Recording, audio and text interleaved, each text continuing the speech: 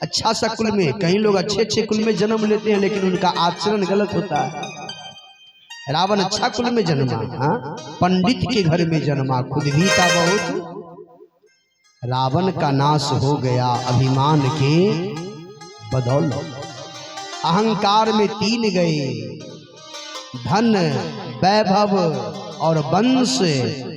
ना माने तो देख लो रावण कौरव, कंस सियावर रामचंद्र की जय। तो भजन से ये सब मिटेगा, धीरे धीरे धीरे धीरे धीरे। भजहु राम रघुनायक, कृपा सिंधु भगवान। जो कृपा की सिंधु है, कृपा की सागर है, ऐसे परमात्मा का तू भजन कर, भजन कर, भजन कर।